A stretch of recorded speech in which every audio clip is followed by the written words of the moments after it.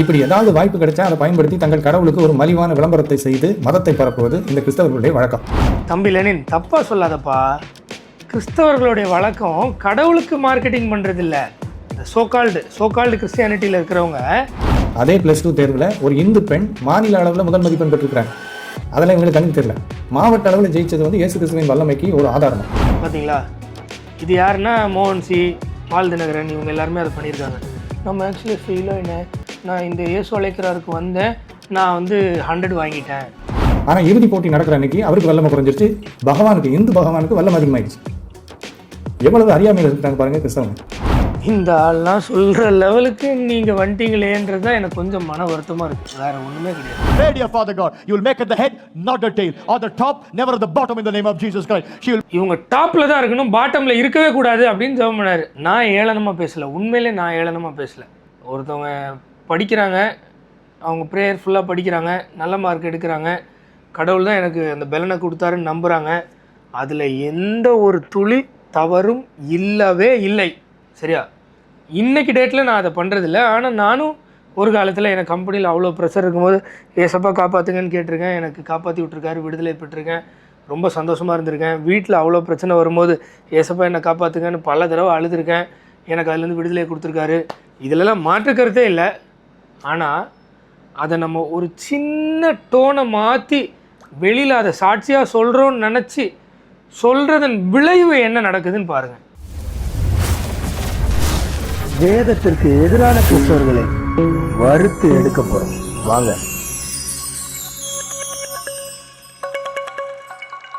இந்த ஜெமிமா விஷயத்தில் மட்டும் இல்லை, ஏதோ ஒரு மாவட்டத்தில் ஒரு கிறிஸ்தவ மாணவி அந்த மாவட்டத்தில் முதல் மதிப்பெண் பெற்றிருக்கிறாங்க +2ல். அதை உடனே பெருசாக காமிச்சு கிறிஸ்தவ பெண்ணின் சாதனை, இயேசுவின் ஆசீர்வாதம் அப்படின்னு வீடியோ வெளியிட்டாங்க. அதே +2 தேர்வில் ஒரு இந்து பெண் மாநில அளவில் முதல் மதிப்பெண் பெற்றிருக்கிறாங்க. அதெல்லாம் இவங்களுக்கு கண்ணுக்கு தெரியல. மாவட்ட அளவில் ஜெயிச்சது வந்து இயேசு கிறிஸ்துவின் வல்லமைக்கு ஒரு ஆதாரமா. பார்த்தீங்களா? இது யாருன்னா மோகன்சி, பால் தினகரன், இவங்க எல்லாருமே அதை பண்ணியிருக்காங்க. நம்ம ஆக்சுவலி ஃபீலோ என்ன, நான் இந்த இயேசு அழைக்கிறாருக்கு வந்தேன், நான் வந்து 100 வாங்கிட்டேன், அதனால இயேசு தான் வல்லமையான தேவன், நீங்களும் வாங்க, இப்படி நிறைய மார்க்கெட்டிங் பண்ணுவாங்க. அதை தான் இங்கே மீன் பண்ணுறாரு. அப்போ என்ன கேள்வி கேட்குறாங்க? இது ஆப்வியஸான நல்ல கேள்வி தானே, நியாயமான கேள்வி தானே. ஏண்டா இயேசுவை கும்பிட்றதுனால தான் இது நடந்தது, இயேசுனால தான் இது வந்ததுன்னு சொல்கிறியே. சும்மாவும் நிறைய பேர் இதோட நிறைய மார்க் எடுத்திருக்காங்களே, இதுக்கு இயேசு தேவையா? நல்ல கேள்வி தானே, நியாயமான கேள்வி தானே. சச்சின் டெண்டுல்கருக்கு இயேசு தேவைப்படலையே, ஜெமிமாவோட பயங்கரமாக சாதிச்சிருக்காரு. ஆனால் எனக்கு இப்போ என்ன பிரச்சனை இருக்குது தெரியுமா? ஒரு ஃப்ராடு இந்த கேள்வியெல்லாம் கேட்கக்கூடிய லெவலில் நம்ம வச்சுக்கிட்டோமே அப்படின்னு நினைக்கும் போது கொஞ்சம் வேதனையாக இருக்குது. ஃப்ராடுன்னு யாரை சொல்கிறேன்னா லெனினை தான். ஏன் ஒரு காலத்தில் அவர் சோகால்டு கிறிஸ்தவராக இருக்கும்போது ட்ரினிட்டின்னு மூச்சை பிடிச்சிக்கிட்டு சண்டை போட்டுக்கிட்டே இருந்தாரா? இவர் இல்லை, இவர் இல்லை, மூன்றும் தனித்தனி நபர் ஆனால் ஒரே கடவுள்னு கங்கணம் கட்டிட்டு சுற்றினாரா? ஆனால் இன்னைக்கு கிறிஸ்தவத்தை விட்டு வெளியில் வந்துட்டு கிறிஸ்தவத்தை பழிக்கணும்னு முடிவு எடுத்ததுனால தன்னுடைய கொள்கை தான் எப்படி இருந்தேன் எல்லாத்தையும் விட்டுட்டு மட்டுப்படுத்தணுன்றதுக்காக என்ன சொல்கிறாருன்னு பாருங்கள். பைபிளில் பழைய ஏற்பாடு, புதிய ஏற்பாடுன்ற 2 பகுதிகள் இருக்குது. புதிய ஏற்பாட்டில் தான் இயேசு எதிரிகளை நேசிக்க சொல்லி சொன்னதாக வசனம் இருக்குது. ஆனால் இதை இயேசு பழைய ஏற்பாட்டில் எதிரிகளை நேசிக்க சொல்லலை, கொல்ல சொல்லியிருக்கார். எதிரிகளை கொலை செய்ய சொல்லி கட்டளை கொடுத்துருக்கார். இவர் தான் பழைய ஏற்பாட்டில் கர்த்தராக காட்டப்பட்டிருக்கிறார். இவர் தான் பழைய ஏற்பாட்டில் கர்த்தராக காட்டப்பட்டிருக்கார். இதுதான் சத்தியம். ஆனால் லெனினுக்கு இந்த சத்தியம் எப்போ தேவைப்படுது தெரியுமா? கிறிஸ்தவத்தை பழிக்கணும் போது தேவைப்படுது. கிறிஸ்தவத்தில் இருந்துட்டு மக்களை ஏமாற்றும் போது லெனினுக்கு இந்த சத்தியம் தேவைப்படலை, திருத்துவ சத்தியம் தேவைப்பட்டுச்சு. மனசாட்சின்னு ஒன்று இருந்தால் இதெல்லாம் நடக்குமா பாஸ்? சூடுண்டவர்கள், குருட்டாட்டம் பிடிச்சவர்கள், இதெல்லாம் தீர்க்க தரிசனமாக இருக்குது பாஸ். எனக்கு இதெல்லாம் ஒன்றும் புதுசு இல்லை. அப்போ இந்த ஜெமிமா ரோட்ரிகஸ் வந்து இயேசுக்கு நான் நன்றி செலுத்துறேன், என்னுடைய மனப்போராட்டங்கள் இருந்தப்போ பைபிள் வசனங்கள் எனக்கு உதவிச்சு அப்படின்னு சொன்னதுனால இயேசு கடவுள்னு நிரூபணமாகுதா? ஆமாம். அப்படின்னா நேற்று இறுதி போட்டியில் ஜெமிமா ரோட்ரிகஸ் வெறும் 24 ரன்ல அவுட் ஆகிட்டான். ஃபீல்டிங் பண்ணும்போது ஒரு கேட்சை வேற தவற விட்டுட்டான். நேற்றைய இறுதி போட்டியில் வேற ஒரு வீராங்கனை, ஷஃபாலி வர்மா என்கிற ஒரு வீராங்கனை ரொம்ப அருமையாக விளையாடி 78 பந்தில் 87 ரன் எடுத்தார். அதுபோக 2 மிக முக்கியமான விக்கெட்டுகளையும் அவர் வீழ்த்தி ஆட்டநாயகி விருது அந்த ஷஃபாலி வர்மாவுக்கு நேற்று கிடைச்சது. இறுதி போட்டியில், மிக முக்கியமான போட்டியில். அந்த ஷஃபாலி வர்மா ஒரு இந்து. அந்த விருதை வாங்கிட்டு அவர் பேசும்போது என்ன சொன்னார் தெரியுமா? ஹிந்தியில், मैंने से स्टार्टिंग में बोला भगवान ने आप मुझे कुछ अच्छा करने के लिए भेजा है, वो आज रिफ्लेक्ट हुआ, सब कुछ भगवान के नाम. இதனுடைய அர்த்தம் என்ன தெரியுமா? கடவுள் என்னை ஒரு திட்டத்தோடு அனுப்பிச்சு வச்சார், ஒரு சிறந்த காரியத்தை செய்வதற்காக. அதனுடைய பிரதிபலிப்பு தான் இன்றைக்கி நடந்திருக்கு. கரெக்டு தானே? ஆளாளுக்கு இதுதான் சொல்லுவாங்க. அப்போது கடவுள் இல்லைன்னு சொல்கிறவன் அதுக்கெல்லாம் மேலே இருப்பான். கடவுள் இதுக்கெல்லாம் தேவையில்லைங்க. கடவுள் நித்தியமாக நித்திய ஜீவனுக்காக தான் தேவை. என்னை படைத்த கடவுள் கூட எனக்கு முடிவில்லாத வாழ்க்கை இருக்குன்றதுக்காக தான் தேவை.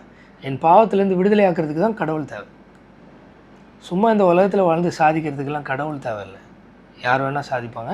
இன்ஃபேக்ட் ஆண்டவராக இயேசு கிறிஸ்து என்ன சொல்கிறாருன்னா, நான் இந்த உலகத்தான் அல்லாதது போல் நீங்களும் இந்த உலகத்தானா இருக்காதீங்கன்றார். Do not be of this world. நமக்குன்னு ஒரு தனி உலகம் இருக்குது பாஸ், அந்த உலகத்தில் இருங்கன்றார். புரியுதா? ஒருவேளை ஜெமிமா பார்த்துருந்தா ஏசப்பா இதுதான் சொல்கிறார், என்னுடைய ராஜ்யம் இவ்வுலகத்துக்குரியது அல்ல. டெல்லிக்கு விளையாடுறதா அந்த வீடியோவில் பார்த்தா தெரிஞ்சுக்கிட்டேன். டெல்லியில் விளையாடுறேன், அதனால் நீங்களாம் டெல்லிக்கு சப்போர்ட் பண்ணும். அந்த உலகமே இல்லை ஆண்டவரோட உலகம். அது வந்து இந்த உலகம், ப்ரெசன்ட் வேர்ல்டு, ஒரு மோசமான விழுந்து போன உலகம். ஆனால் நம்ம பரம காணானை நோக்கி வாழணும். அதுக்காக தான் அதை சொல்கிறது தான் சுவிசேஷம். இந்த உலகத்தில் எனக்கு ஆங்ஸைட்டி இருந்தது, அவர் காப்பாற்றினார், நல்லது தான். ஆனால் ஒரு ஸ்டெப் மேலே சுவிசேஷம் அது இல்லைன்றதை ரியலைஸ் பண்ணி பைபிளில் படித்து, பைபிளில் நீங்கள் படித்தாலே உங்களுக்கு புரியும் இல்லையா? ஏன் ஒருத்தர் கூட எனக்கு இப்படி இருந்தது, அது இந்த பிரச்சனையை மாற்றிட்டாரு, அதனால் இவர் தான் கடவுள் அப்படின்னு ஏன் யாரும் போய் சுவிசேஷம் சொல்லலை? சுவிசேஷம் சொன்ன எல்லா இடத்துலையும் ஏன் அவர் எனக்காக மறித்தார், நம்ம பாவத்துலேருந்து விடுதலை ஆகிறோம், மனம் திரும்புங்கன்னு ஏன் சொன்னாங்க? இதை கொஞ்சம் கன்சிடர் பண்ணிங்கன்னா நல்லாயிருக்கும். இப்போ யோசிச்சு பாருங்கள், இந்த இந்து பெண் சொல்கிறத வச்சு இந்து கடவுள்கள் எல்லாம் உண்மையான கடவுள்கள், அவங்களுக்குலாம் வல்லமை இருக்குது அப்படின்னு கிறிஸ்தவர்கள் ஒத்துக்குவாங்களா? அப்போ அரை இறுதி போட்டி நடந்த அன்னைக்கு இயேசு கிறிஸ்து வல்லமை உள்ளவராக இருந்திருக்காரு. ஆனால் இறுதி போட்டி நடக்கிற அன்னைக்கு அவருக்கு வல்லமை குறைஞ்சிருச்சு, பகவானுக்கு, இந்து பகவானுக்கு வல்லமை அதிகமாகிடுச்சு. எவ்வளவு அறியாமையில் இருக்கிறாங்க பாருங்கள் கிறிஸ்தவங்க. இந்த ஆள்லாம் சொல்கிற லெவலுக்கு நீங்கள் வந்துட்டீங்களேன்றது தான் எனக்கு கொஞ்சம் மன வருத்தமாக இருக்குது, வேறு ஒன்றுமே கிடையாது. சரி, இல்லைன்னு அறியாமையில் தான் இருந்தார். அன்னைக்கும் கிறிஸ்தவனா எதுன்னு தெரியாமல் எதையோ ஒன்றத்தை பேசிக்கிட்டு உளறிட்டு இருந்தார். இன்றைக்கும் கிறிஸ்தவனா என்னன்னு தெரியாமல் எதையோ உளறிட்டு இருக்காருன்னு சொன்னேன் இல்லையா? அது இதுதான். ஜெமிமா அவர்கள் அந்த நோக்கத்தோடு சொல்லலை அப்படின்னு அவர் நினச்சாரு. அப்படி இல்லை, அவங்க ப்ரொபகேட் பண்ணணும், ஆண்டவரை ப்ரொமோட் பண்ணணுன்ற நோக்கத்துக்கோடு தான் சொன்னாங்க. அந்த இன்டென்ஷன் நல்லது தான். ஆனால் அவங்க ஒரு சில விஷயங்களை அவாய்ட் பண்ணியிருக்கலான்றது என்னுடைய பர்சனல் ஒப்பீனியன். சரியா? ஏன்னா அதை பார்த்து தெரிஞ்சுக்கோங்க. My pastor preached today about the miracles that happened to the Israelites.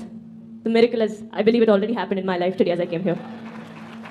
இவர் சொல்கிறாராம், அதனால் ஆல்ரெடி நடந்துருச்சுன்னு நினச்சிட்டாங்களாம், திருப்பி இங்கே வந்து சாட்சி சொல்லுவாங்களாம். And you know, because I've come to this church, I know my faith has gone up. And I'm declaring it today that I'm going to come back with good news, Pastor, that India won the World Cup. அது ஃபுல்லாக பார்த்தீங்கன்னா சொல்லியிருப்பாங்க, நம்ம எல்லாருக்கும் சின்ன சின்ன opportunities கிடைக்கும் நம்ம கடவுளை சொல்கிறதுக்கு. ஏன்னா சின்ன சின்ன ஆட்களை தான் ஆண்டவர் எடுத்து பயங்கரமாக பயன்படுத்துகிறாரு அப்படின்னு அவங்க இந்த உலகத்தில் பெரிய பெரிய விஷயங்களை சாதிக்கிறது தான் மீன் பண்ணி சொல்லியிருப்பாங்க. அதுதான் அவங்க சாதித்தாங்க. அதனால தான் அதை ப்ரொபகேட் பண்ணுறாங்க. அவங்களோட இன்டென்ஷனே அதுதான். ஏன்னா அவங்களுக்குள்ள அந்த தவறான எண்ணத்தை இந்த மாதிரி ஆட்கள் புகுத்தி வச்சுருக்கிறாங்க. நீ இங்கே சர்ச்சுக்கு வந்துட்ட, இங்கே உனக்கு வல்லமை கிடச்சிருச்சு, அதனால தான் நீ ஜெயிக்க போகிற அப்படின்னு புகுத்தி வச்சுட்டாங்க. நீ ஆண்டவர்கிட்ட திரும்பி மனம் திரும்பி உன்னுடைய இருதயம் சுத்திகரிக்கப்பட்டுச்சுன்னா நீ நித்தியமாக அவர் கூட வாழ்வான்றதை அவங்க யாரும் சொல்கிற மாதிரி தெரில எனக்கு. Remember this, you are sent by the Holy Spirit now. You are sent by the Holy Spirit. I'm saying declarative word to you. You are sent by the Holy Spirit. Go forth. Wait, come on, give a big clap to Jimmy again. பார்த்தீங்களா, இந்த மாதிரியான போதகர் என்ற பேரில் இருக்கிற ஓநாய்கள் என்ன சொல்கிறாங்கன்னா, ஆவியானவர் உன்னை வேர்ல்டு கப்பில் ஜெயிக்க கிரிக்கெட் விளையாட அனுப்புகிறார், போயிட்டு ஜெயிச்சுட்டு வா அப்படின்றாங்க. பைபிளில் படிங்க, உண்மையிலே கடவுள்னு ஒருத்தர் இருக்கார், அவர்கிட்ட கேட்டுட்டு படிங்க. இதுதானே உங்கள் வார்த்தை எனக்கு புரிய வைங்கன்னு. இதெல்லாம் நம்பி எங்கேயோ போயிடுவீங்க, அங்கே போக முடியாது.